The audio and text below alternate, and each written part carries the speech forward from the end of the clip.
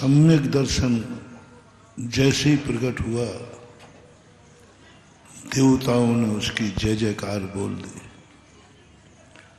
धर्म में इतनी ताकत होती है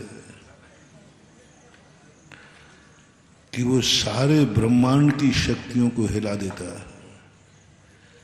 एक सम्यक दर्शन ने देवताओं के सिंहासन हिला दिए, और वो भी सम्यक दर्शन कौन सी पर्याय में? एक चांडाल की पर्याय में। फांसी लगाना ही जिसकी आजीविका है, हिंसा ही जिसकी आजीविका है, क्रूरता ही जिसकी आजीविका है, सब तरफ से उसकी विपरीतताएं हैं। परिवार से, समाज से, कर्मों से, सब तरफ से उसकी हीनता बैठी हुई है। कहीं से भी तो नहीं दिख रहा है कुछ। परिवार और कुल परंपरा को देखते हैं तो आपको मालूम है, उसकी आजीविका देखते हैं तो मालूम है, चांडाल का समाज में क्या स्थान है वो भी मालूम है, उसके लिए क्या लोगों का रिस्पेक्ट है वो भी शब्द में मालूम है। मात्र एक गुण उसके अंदर आया, एक धर्म जागा, एक धर्म जागा।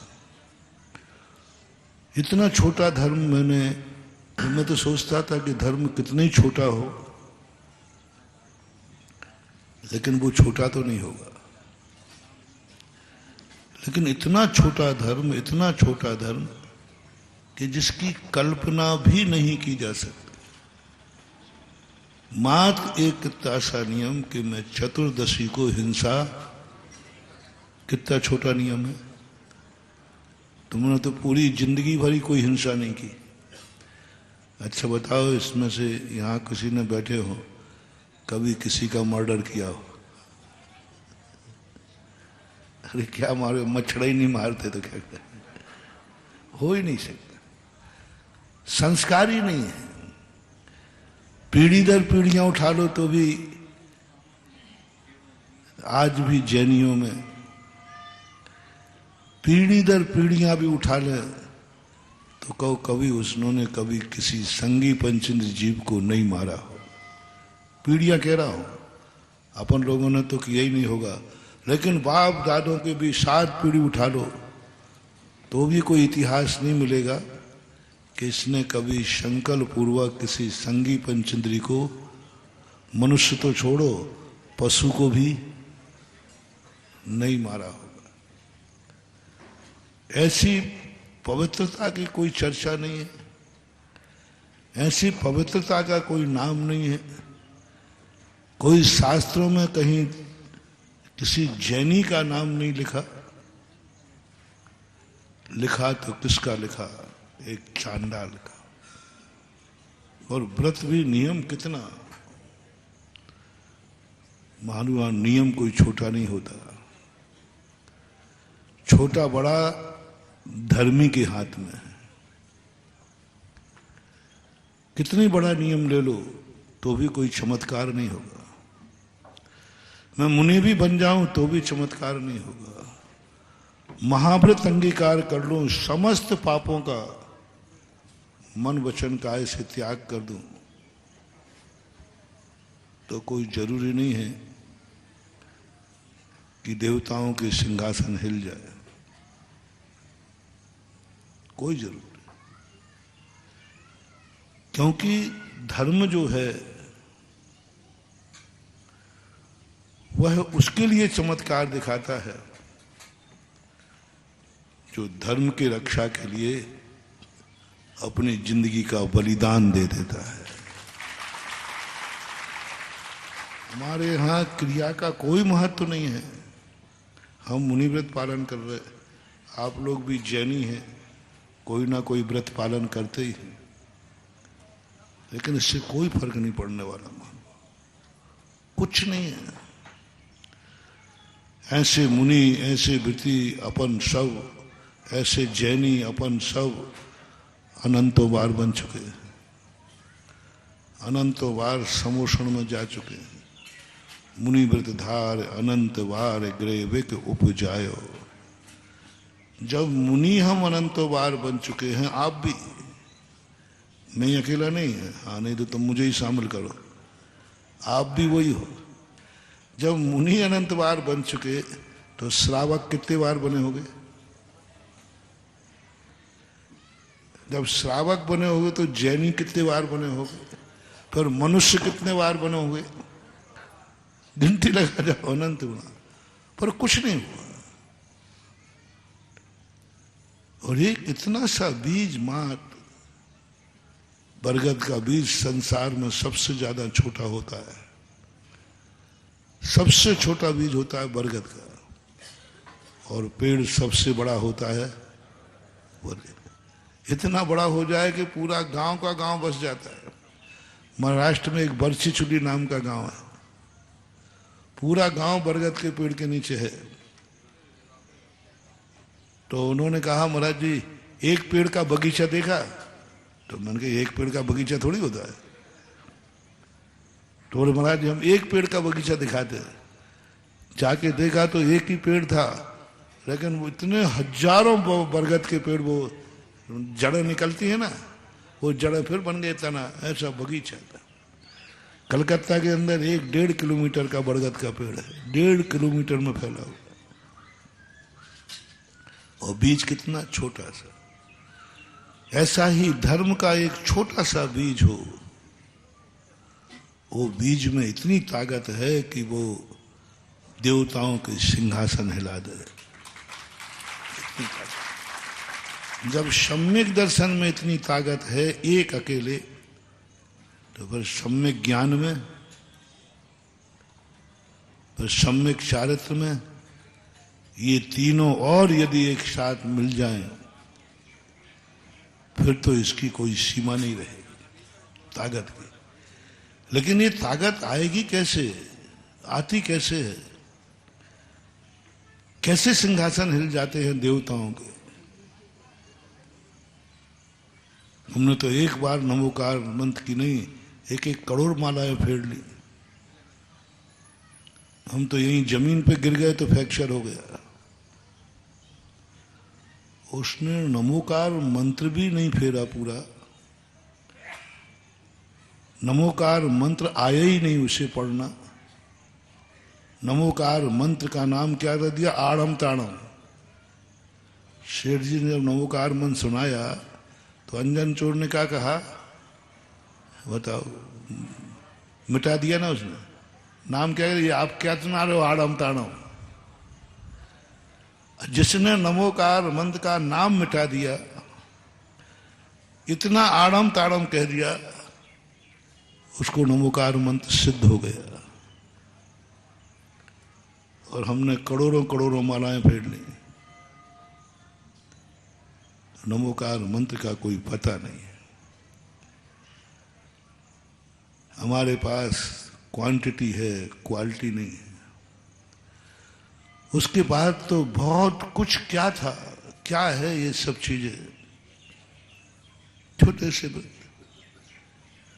एक मछली नहीं मारूंगा, साहब ग्रंथ लिख दिया उस पर।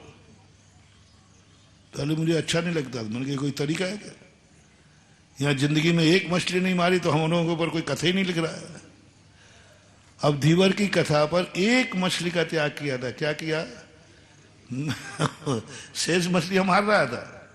बात नियम क्या लिया था? मैं पहली मछली नहीं मारू, महाराज ने इतना नहीं दिया। और उसके ऊपर जैन शास्त्रों में इतने बड़े बड़े ग्रंथ आचार्यों ने लिखे। हमारे ज्ञान सागर महाराज ने दयोदय चंपू लिख दिया उसी के ऊपर।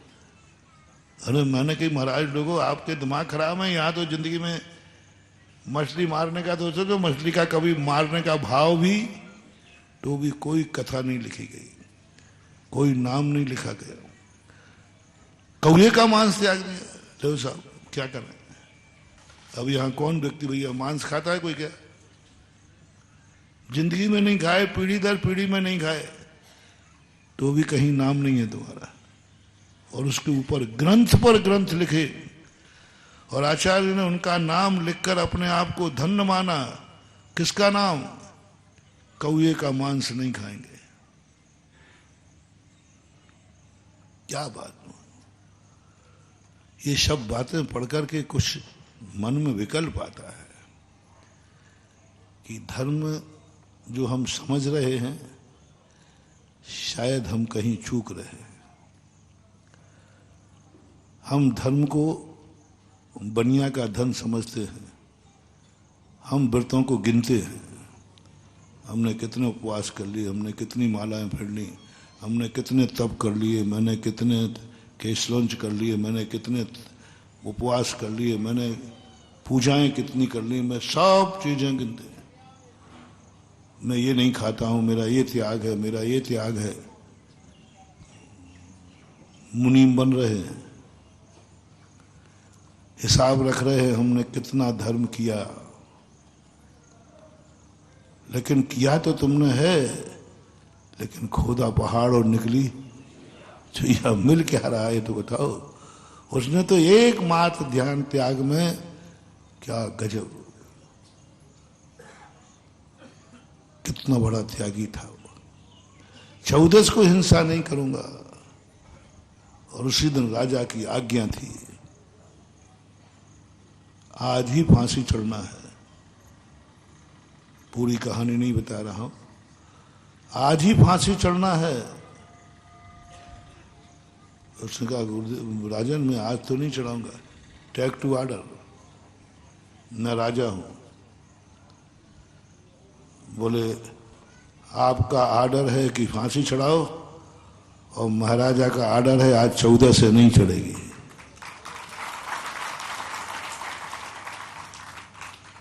होते हैं कभी कभी कुछ आज्ञाएं होती हैं जो राजा की भी टाल दी जाती हैं, लेकिन राजा की आज्ञा टालने का अर्थ है देश निकाला या मृत्यु दंड। ये भी कानून है, ये भी कानून है।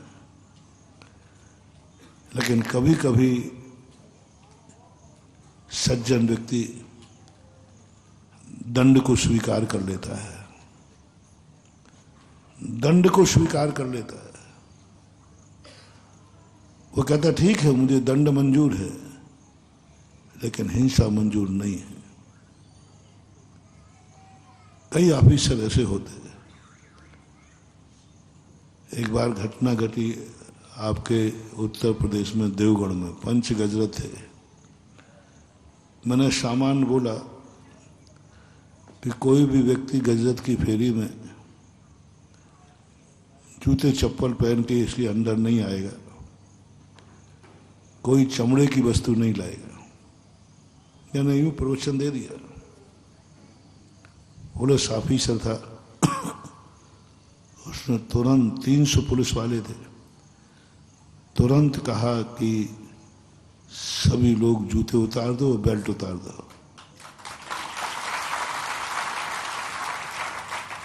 उसी दिन मुख्यमंत्री को आना था, कल्याण सिंह मुख्यमंत्री थे, उसी दिन का कार्यक्रम था। कलेक्टर थे गुप्ता जी, वो आके बोले महाराज जी, उसने एसपी ने कहा तुम क्या कर रहे हो, आज आईजी आएंगे, डीआईजी, सारे ऑफिसर आएंगे, मुख्यमंत्री आ रहे, और आज तुम्हारी ड्रेस क्या हो गई, जूते नहीं, बेल्ट नहीं, बेल्ट तो लगाओ। बोले साहब बेल्ट तो नहीं लगेगा। बोले ये कानून की वर्दी है, कानून के सामने धर्म नहीं चलता है।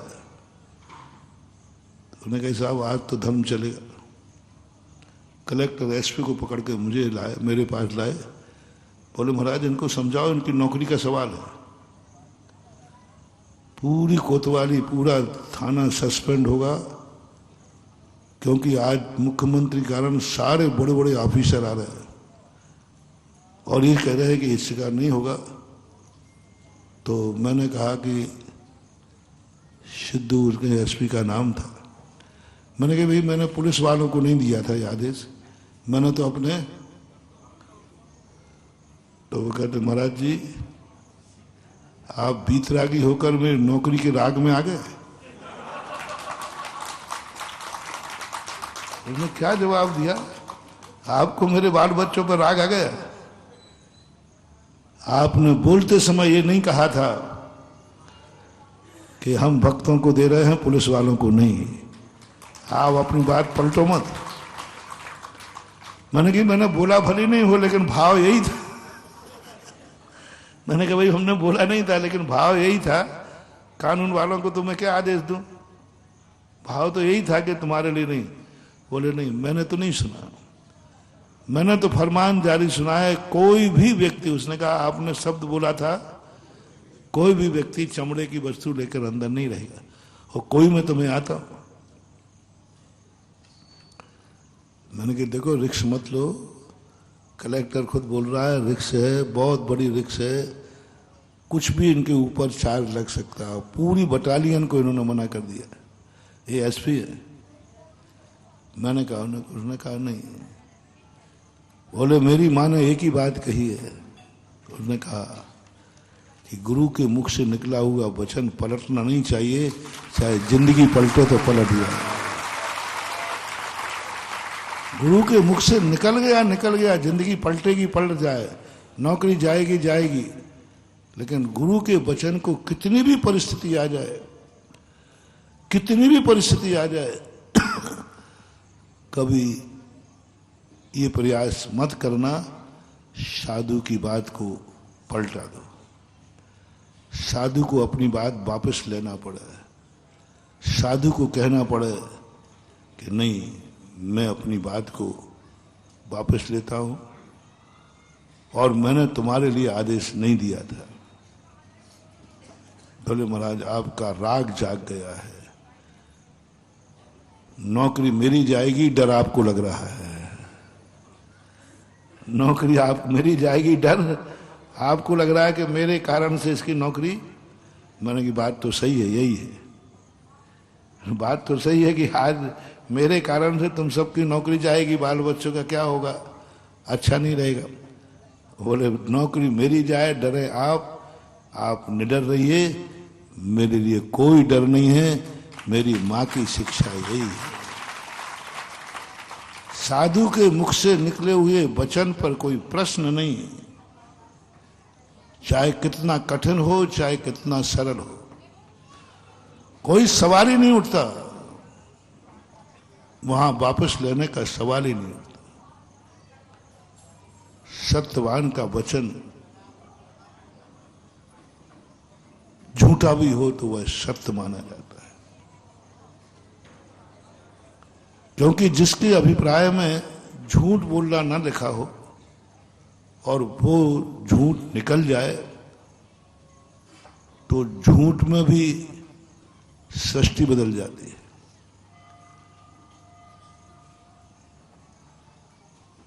अभी 200-300 साल पहले की घटना है, लगभग 18वीं शताब्दी की। जयपुर नरेश ने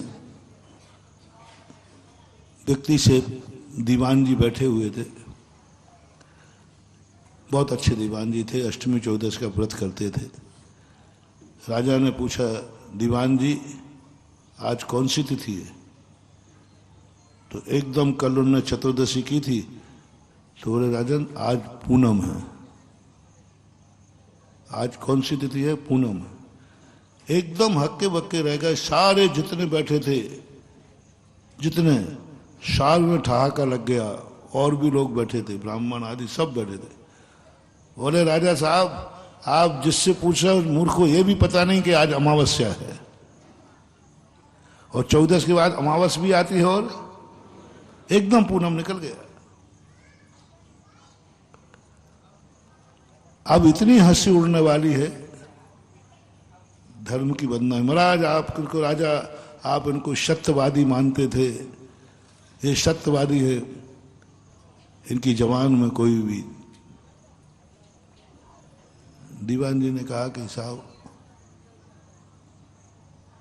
मेरी दृष्टि से तो पूनम ही होना चाहिए। राजा ने कहा सोच लो, आई एम सॉरी प्लीज कह दो, फायदा है इसमें। बोले मैंने कभी झूठ बोला नहीं है, और मैंने अंदर चेतना से बोला था कि आज पूनम है। सबने कहा कि साहब शाम होगी देख लेना। वहां पर बड़ी चौपड़ के यहाँ सभा लगी, उस स्थान को मैं देख के आया। पूरी सभा लगी कि देखते हैं शाम को चंद्रमा निकलता है या नहीं। अमावस को निकलेगा नहीं और पूनम को निकले बिना रहेगा। और यदि दीवान जी झूठ निकला तो जीभ काट दी जाएगी तुम्हारी। दीवान जी ने एक ही बात कहा कि प्रभु मैंने कभी झूठ बोला नहीं और मेरे झूठ निकलने का भाव नहीं, लेकिन आज सत्य धर्म की रक्षा का सवाल है। आज मेरा सवाल नहीं, आज जैन धर्म का सवाल है। क्योंकि राजा का एक ही विश्वास था और पहले महानुभाव जैनियों की कभी गवाही नहीं होती थी अदालत में। राजा के सामने ये इतिहास है, बहुत सारे इतिहास। जैनी से स्वयं पूछा जाता था तुम्हें बोल दो ये अपराध किया है कि नहीं। उसने कह दिया कोई गवाही नहीं, क्योंकि राजा जानता था जैनी मर सकता है लेकिन झूठ नहीं बोल सकता। मर जाएगा ठीक, फांसी मिलेगी क्या, गवाही होती नहीं थी। नियम था, कानून था, जैनी की कोई गवाही करने की जरूरत नहीं। बस उसी से पूछ लो कि आप बोल दीजिए सही क्या है। जैनी बोलता नहीं था, गवाही चाहिए ही नहीं थी। आज यदि गड़बड़ हुआ तो लोग समझेंगे कि जैनी के मुख से भी झूठ निकलता है। लोगों का जैन समाज पर से विश्वास उठ जाएगा, जैनियों पर से विश्वास उठ जाएगा और सत्य धर्म से भी विश्वास उठ जाएगा। और मैंने कभी बोला नहीं अनाया। सारे लोग देख बैठे, राजा भी बैठा, राज का सिंहासन लगा। और जैसे जैसे शाम होती गई, वहाँ एक गलता की पहाड़ी कहलाती है, मैं उस स्थान को देखने गया था। जैसे जैसे शाम होती गई, पहाड़ के पीछे से चंद्रमा निकलता रहा। चंद्रमा सामने से। अब जिन लोगों ने दीवान जी की हंसी उड़ाई थी, अब राजा तो राजा है, बोले जिन जिन ने पंचांग बनाए हैं और जिन जिन ने, इन सबको बंदी बना दो और इनकी राजा ने आदेश जारी कर दिया। बोले पूनम को अमावस्या लिखते, देखो सारे पंचांग में अमावस्या लिखी। सारे लोगों ने कहा। अब जब ये कथन सुनते ही जैन कितना महान होता है, कांप गया। अपने हंसी उड़ाने वालों को, अपने दुश्मन को, जो उनके जीभ कटवाने के लिए तैयार हो गए थे, उन्हीं के लिए कहा राजा राजन आप ये फरमान मत कीजिए। बोले क्यों नहीं, हमारा फरमान था जो गलत निकलेगा उसकी जीभ कटेगी, और ये सब गलत थे, सब पंचांग वाले गलत थे। बोले राजा साहब वो गलत नहीं है, वो सही है। बोले दीवान जी तुम बोल रहे सही है। बोले हाँ राजा साहब सब सही है, पंचांग गलत नहीं है। तो पंचांग में तो अमावस्या लिखी है, सामने चंद्रमा। बोले सामने जो चंद्रमा दिख रहा है ना, ये सत्य धर्म दिख रहा है। और पंचांग में लिखा है सत्य। सत्य में और सत्य धर्म में अंतर है। सत्य में और सत्य धर्म में अंतर है। जैन दर्शन में सत्य की कोई कीमत नहीं है, सत्य धर्म की कीमत है। क्षमा की कोई कीमत नहीं है, क्षमा धर्म की कीमत। इसलिए उत्तम क्षमा धर्म लगाया। क्षमा तो हर व्यक्ति करता है, बिल्ली भी अपने बच्चों पे करती है, शेर भी अपने बच्चों को क्षमा करता है, हर बाप अपने बेटे को क्षमा करता है, और हर व्यक्ति अपने आप को क्षमा करता है। स्वयं की गलती होने पर कौन अपने गाल पे थप्पड़ मारता है? हो गई नहीं। क्षमा धर्म, क्षमा अलग है, धर्म अलग है। सत्य अलग चीज है, धर्म अलग चीज है। ये भेद करना महानुभाव। अभी 3-4 दिन से अपन यही चर्चा कर रहे हैं। सत्य अलग है, धर्म अलग है, और धर्मात्मा अलग है। सत्य तो निंदनीय भी है, सत्य तो निंदनीय भी है। पूज्यवर समंत्रबद्ध महाराज रत्नकरण शापकाचार में आपको उपदेश देते हैं, सत्य निंदनीय है। बहुत बड़ी बात कही। स्थूल मलिकम न वदति न परान वादयति सत्यमपि विद्ये। कितनी बड़ी बात। न परान वादयति, स्थूल मलिकम न वदति न परान वादयति सत्यमपि विद्ये। सत्य भी पाप है, सत्य बोलने वाले की भी दुर्गति है, और सत्य की निंदा की है। सत्यमपि विपदे। जिस सत्य बोलने से किसी को विपदा होती है, किसी की आजीविका जाती है, किसी की इज्जत लुटती है, किसी व्यक्ति का जीवन खराब होता है, उसकी आजीविका खत्म होती है, परिवार उजड़ता है, सामने वाले की जिंदगी बर्बाद होती है, ऐसा सत्य भी पाप है। सत्य बोलने वाले की दुर्गति होती है। ये सत्यमपि विपदे। क्योंकि तुम्हारे सत्य बोलने से सामने वाले पर विपदा आ गई। बहुत बड़ा जैन दर्शन का कंसेप्ट है। सत्य बोलने को मना कर रहे हैं, असत्य की नहीं कह रहा हूं।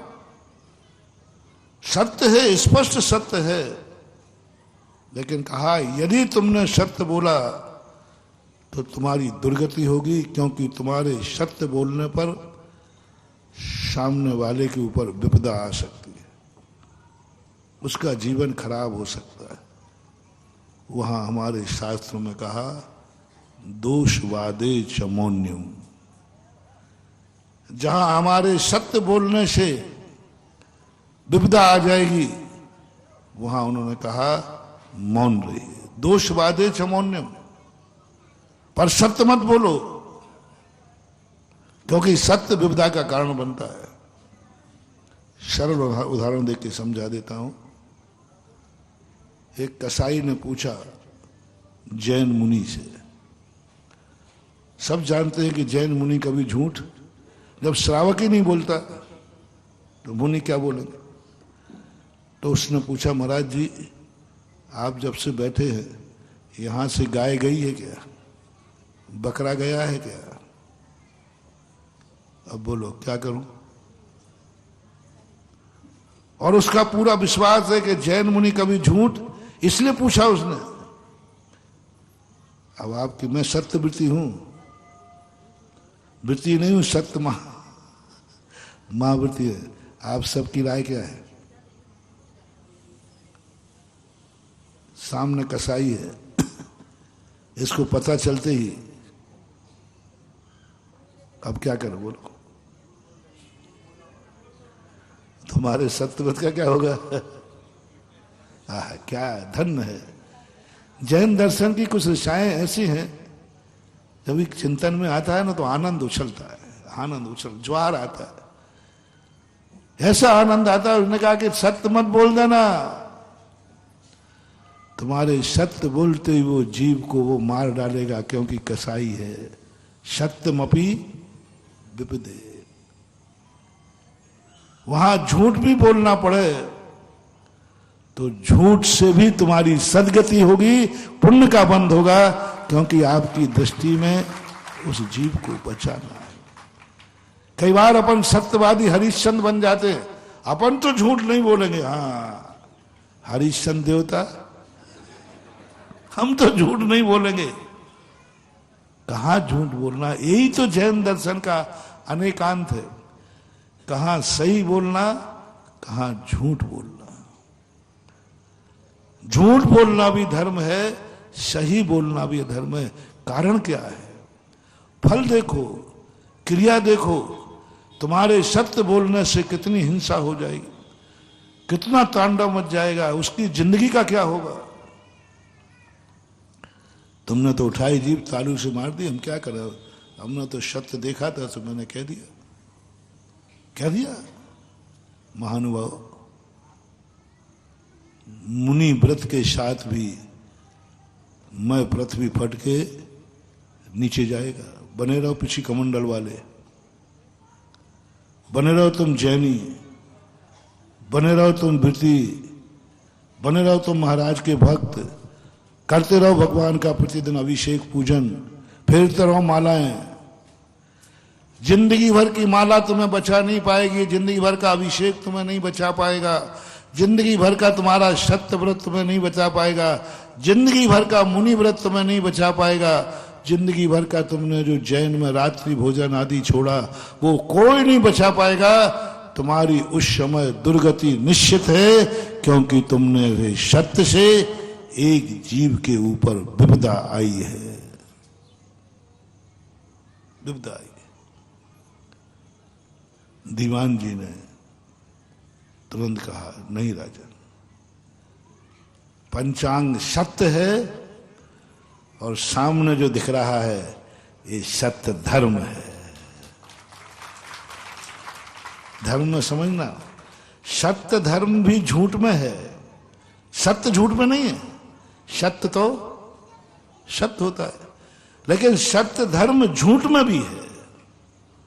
बहुत बारीक बात समझना, मानो सत्य तो सत्य ही होता है, सत्य कभी झूठ में मिल ही नहीं सकता।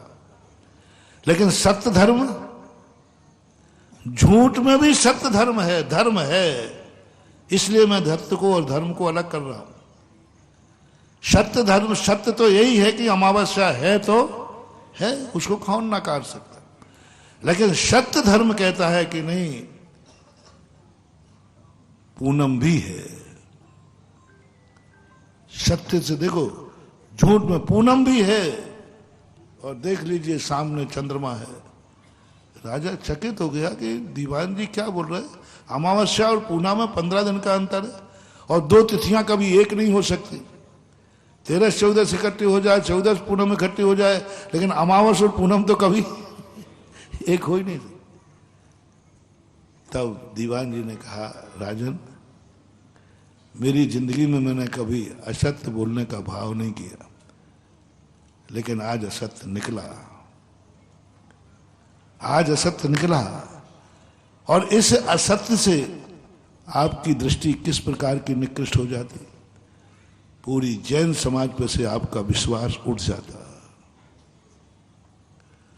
और आपकी जैनियों की जो आस्था है, भूल मैंने की है, और आस्था किस पर से उठ जाएगी, बस इस समाज की जो रेपुटेशन दुनिया में थी उनकी इज्जत बचाने के लिए मैंने कहा पूनम ही है, मेरा कोई स्वार्थ नहीं।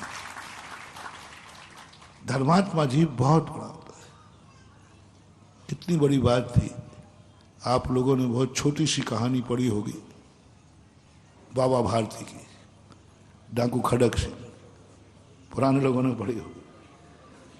डाकू खड़क सिंह उस जमाने का बहुत बड़ा डाकू माना जाता था। उसकी जिस पर नीयत खराब हो जाए वो बच नहीं सकती थी। बाबा भारती के घोड़े पर उसकी नीयत खराब हो गई, लेकिन वो कभी भी बाबा भारती की कोठरी में जाकर के चुराने, झोपड़ी थी, वो जब भी चुराने जाता उसके पैर कांप जाते। बड़े बड़े ताले वाली कोठियां भी उसको नहीं रोक पाई, और बाबा भारती के में ताला भी नहीं था, वो तो एक घास की बनी हुई झोपड़ी थी, लेकिन वो चुरा नहीं पाया। घास की बनी हुई झोपड़ी में साधु का घोड़े को नहीं चुरा पाया।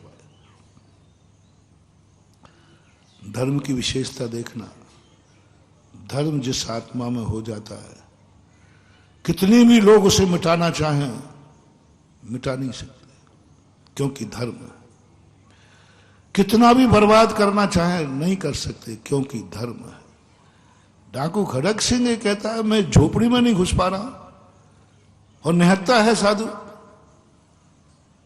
मैं तो उन चौकीदारों के बीच में भी चोरी कर लेता हूं जहां लोग तलवारें लेकर पर ये क्या है मामला?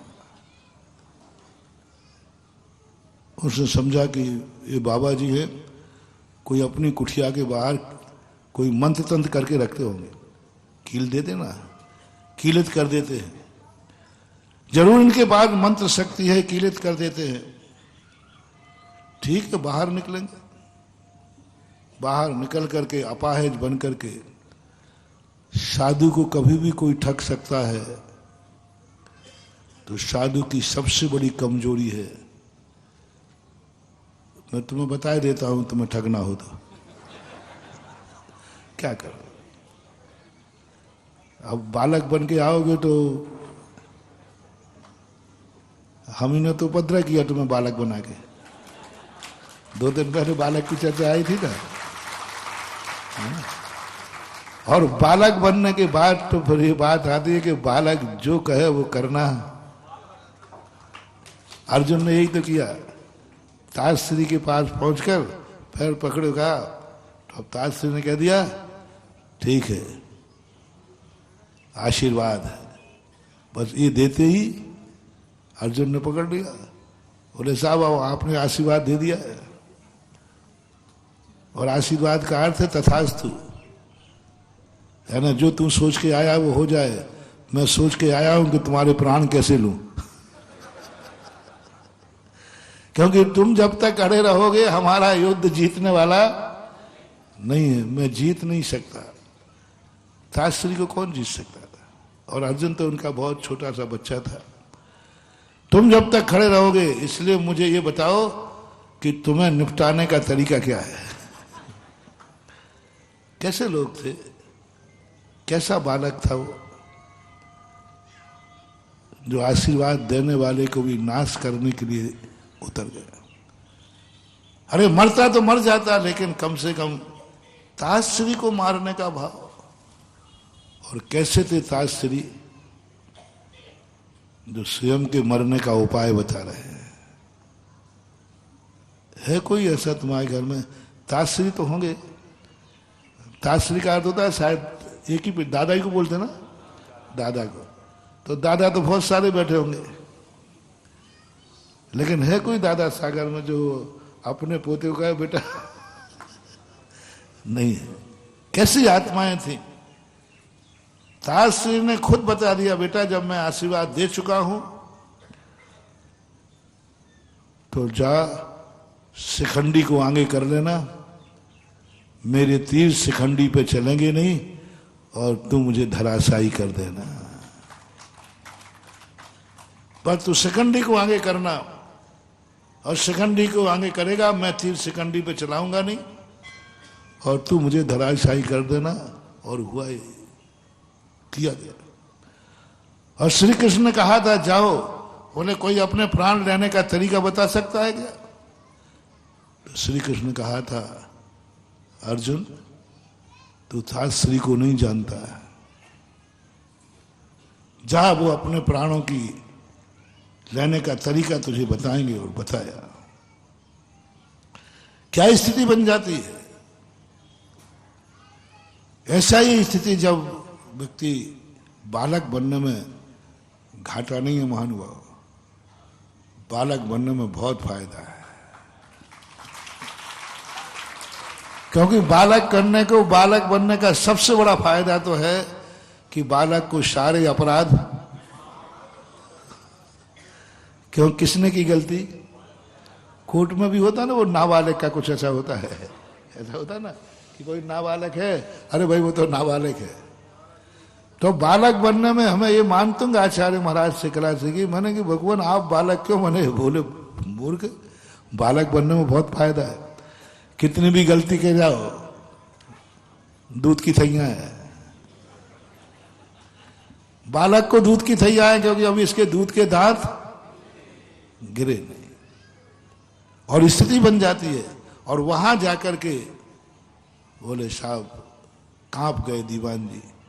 उन्होंने कहा भगवान राजन ये सत्य धर्म है, मेरे पास सत्य धर्म था, मैंने समाज के लिए, धर्म के लिए। और वो बाबा भारती की जो बात कह रहा था, वो समझ रहा है कि इन्होंने कीलित कर दिया, बाहर घूमने जा रहे थे बाबा भारती, जैसे घोड़े को पैर में बांध करके, जो मैं कह रहा था ना कि साधु को ठगने का तरीका है साधु का गुण, साधु की सज्जनता, साधु का धर्म। धर्मात्मा को कोई व्यक्ति अधर्मी बन के नहीं ठग सकता, ये मेरा दावा है।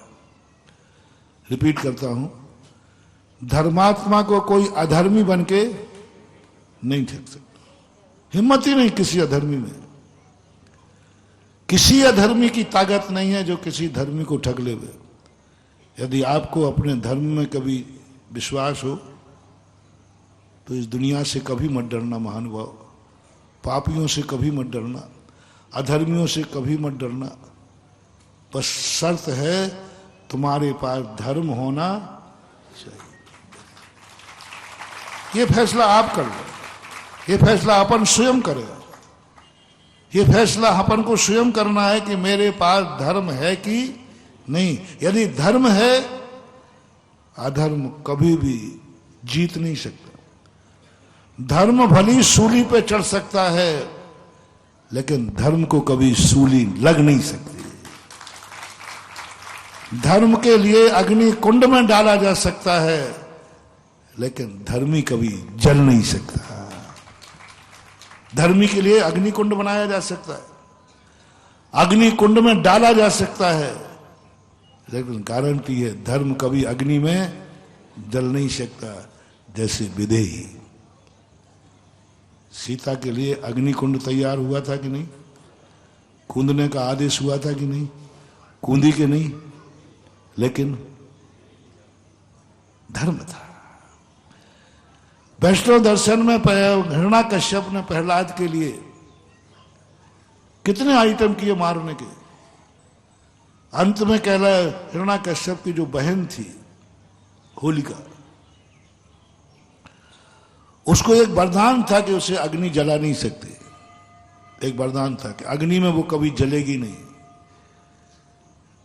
तो बहन से कहा, बहन ये प्रहलाद तुझे बहुत चाहता है, इसको किसी प्रकार लेकर के तू अग्नि में बैठ जा और तेरे साथ बैठ जाएगा। होलिका ने भाई की बात मान करके बैठ गई, ध्यान में बेटे को लेकर बैठ गई। इधर हिरण्याकश्यप ने इशारे के इशारे लकड़ियां लगाकर आग लगा दी। उन्होंने कहा, बहन तू तो जलने वाली नहीं, ये जल जाएगा। लेकिन होलिका जल गई और प्रहलाद बच गया। वरदान छूट गया धर्म के कारण। धर्म था प्रहलाद के पास, आत्मा में धर्म था प्रहलाद के पास। होलिका जल गई, प्रहलाद बच गए। वरदान कभी कटता नहीं है, लेकिन धर्म के सामने वरदान टिकता नहीं है। पर निर्णय अपन को करना है कि मेरे पास धर्म है कि नहीं। जब भी किसी सज्जन को ठगोगे, धर्म के रूप में ठगोगे, धर्मात्मा के ठगोगे। उनका जो सज्जनता है, उसी सज्जनता में साधु ठगा जाता है। रावण यदि साधु का भेष धारण करके नहीं आता तो क्या विधेयी को छुपाता? क्या विधेयी का अपहरण कर पाता? किस भेष ने कराया? और यही पर कमजोरी डांगू खड़क सिंह ने उठाई, पैर में पट्टी बांध कर बैठ गया। बोले, बाबा जी मुझे दाता रामगढ़ भेज दो। दाता रामगढ़ पहले प्रसिद्ध रहा है अस्पताल के रूप में, और दाता रामगढ़ प्रसिद्ध रहा है बसंती को। ओ सोले वाली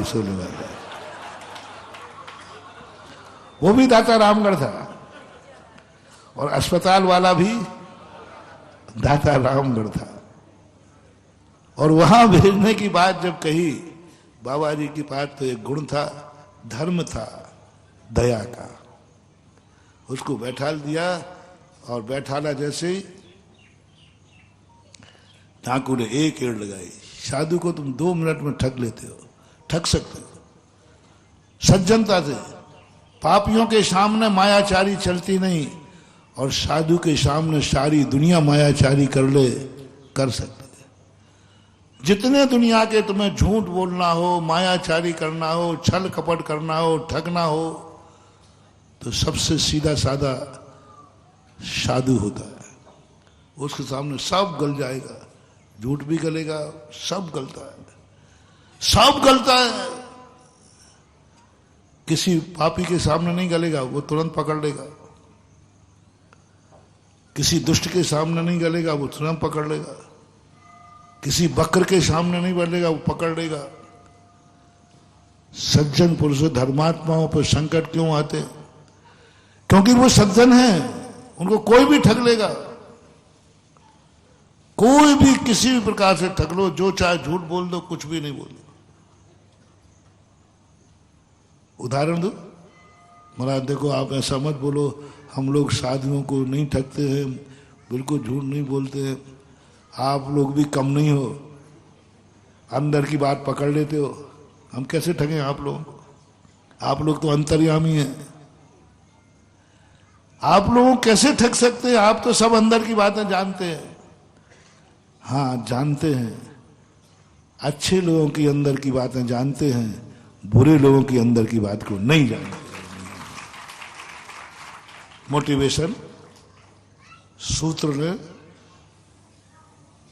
सज्जन और धर्मात्मा की पहचान होती है कि वो अच्छे आदमी की अंतर चेतना को जानते हैं। अच्छे आदमी कौन है ये जानते हैं, उनको ये कान होता है, कला होती है, एक शक्ति होती है पहचानने की कि अच्छे आदमी के पास अच्छाई है, उस अच्छाई को जानेगा क्योंकि वो अच्छा स्वयं है। जो स्वयं अच्छा है वो सामने वाले की अच्छाई को जानेगा क्योंकि वो स्वयं अच्छा है। अच्छा अच्छी को तो जानेगा, गुणी गुणी को ही तो जानेगा, साधु साधु को ही तो जानेगा। ये साधना है, ये तपस्या है, ये चमत्कार है। अच्छा व्यक्ति अच्छे व्यक्ति की अंदर बात को जान लेगा। जैसे अभी मैंने चांडाल की बात कही, उसमें भी उन्होंने अच्छाई जान ली। यदि तुम्हारे अंदर भी अच्छाई है, कभी परख लेना अपने आप को, अपन सब परखें। सामने वाले की यदि तुम्हें कोई अच्छाई पकड़ में आ गई है तो समझ लेना आप अच्छे हो, वो अच्छा है कि नहीं पता नहीं। क्योंकि अच्छे आदमी को अच्छा ही दिखता है। वो पानी देखते ना, नारियल से पानी देखते हैं, तो एक बार वो पानी देख रहा था, वो ऐसा नारियल लाया, यूं कर रहा था, मैं साथ ही चल रहा था। मैंने कहा देखो तो सही क्या होता है। तो नारियल जहां पानी था तो वो ऐसा रखा था, वो यूं हो गया। तो मैंने कहा भाई इसमें क्या मंत्र तंत्र है? तो मैंने कहा महाराज जी पानी पानी को खींचता है। मैंने कहा सूखा नारियल, बोले सूखा काम नहीं करेगा, पानी वाला नारियल ही काम करता है क्योंकि नारियल के अंदर पानी है, जमीन के अंदर पानी है, पानी पानी को खींचता है, इसलिए नारियल आ रहा था वो सीधा हो गया। मेरे सामने पूरा नारियल एकदम स्टैंड हो गया, खड़ा हो गया। बोले कैसे? बोले महाराज खुदवा के देख लीजिए, यहां पानी, और यदि धीरे धीरे खड़ा हो रहा है तो पानी कम निकलेगा, थोड़ा ही सा खड़ा होकर के गिर गया है तो पानी कम निकलेगा, थोड़ा सा निकलेगा, और तेजी के साथ यदि खड़ा हुआ है तो पानी इतना निकलेगा कि आप संभाल नहीं पाओगे। और उसने जो कंसेप्ट दिया, मैंने कारण क्या है, कोई मंत्र जानते हो आप? बोले कुछ नहीं, पानी पानी को, इसके अंदर पानी है और बहुत ऊपर पानी है, तभी इस नारियल के अंदर पानी को वो खींच रहा है। और खोदा गया, 3 इंच पानी निकला। 2.5-3 इंच क्या होता है, बहुत पानी मानते मात्र नारियल से। इसलिए अच्छा व्यक्ति अच्छाई को खींचता है। तुम्हें यदि किसी में भी अच्छाई दिख रही हो, किसी में भी, तो तुम अच्छे आदमी हो, तुम अच्छे आदमी हो। देखा कहां रहा हूं, यदि किसी में तुम्हें कोई अच्छाई दिख रही है, समझ लेना वो अच्छाई तुम्हारे अंदर है, और नहीं है तो बहुत जल्दी प्रकट होने वाली है, क्योंकि तुम्हें अच्छाई दिख गई है, तुम्हें अच्छाई दिख गई है। सम्यक दृष्टि को भगवान में भगवान दिखता है, शैतान में शैतान नहीं दिखता। मोटिवेशन, एक सम्यक दृष्टि जीव की विशेषता होती है, वो मूर्ति में भगवान को देख लेता है। लेकिन शैतान को शैतान व्यक्ति में शैतानियत नहीं देख पाता, वो ठगा जाता है। शैतान ने ठग लिया। बोले बाबा जी, आपने जब भगवान में व्यक्ति में भगवान देख लिया, पाषाण में भगवान देख लिया, और आप इस शैतान में शैतानियत नहीं देख पाए।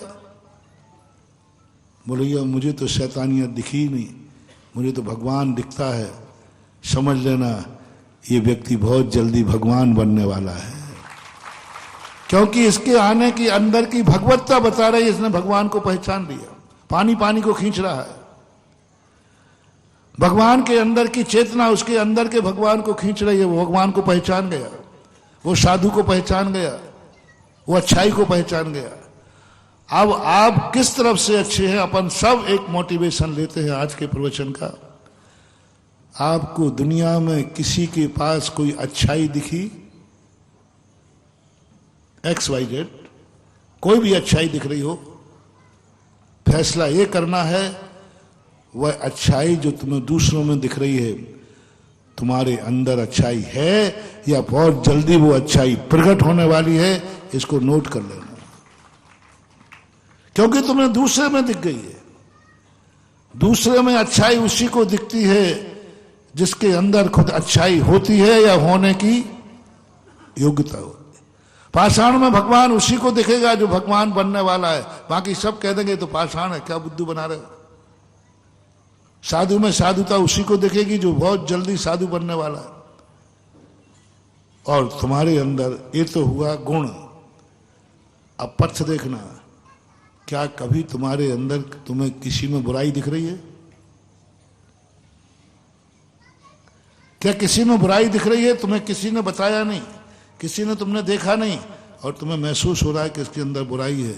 समझ लेना तुम्हारे अंदर वो बुराई है, और नहीं होगी तो बहुत जल्दी वो बुराई तुम्हारे में प्रकट होने वाली है। क्योंकि पानी, बोलते जाओ, पानी बुराई बुराई को खींचता है, अच्छाई अच्छाई को खींचती है। डाकू डाकू से आकर्षित होता है, साधु साधु से आकर्षित होता है। डाकू को यदि डाकू मिल जाए तो बहुत खुश होता है, और साधु को साधु मिल जाए तो बहुत खुश होता है। डाकुओं को साधु मिल जाए तो वो खुश नहीं होता। डाकू को यदि साधु मिल जाए तो वो घबराता है, बहुत घबराता है। उसको अंधेरा अच्छा लगता है, उजेला नहीं। एक डाकू किसी के यहां चोरी करने गया, तो चोरी करने अंधेरे में जा रहा है, बहुत जोर से ठोकर लगी और वो चीख पड़ा, अरे बहुत जोर से ठोकर लगी। तो उसका छोटा डाकू था, वो नया ही नया था, उसने कहा सर लाइट जला दूं?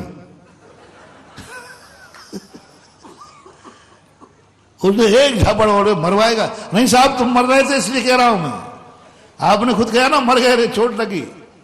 अब बोलो, चोट का दर्द हो रहा है लेकिन प्रकाश को पसंद नहीं कर रहा है।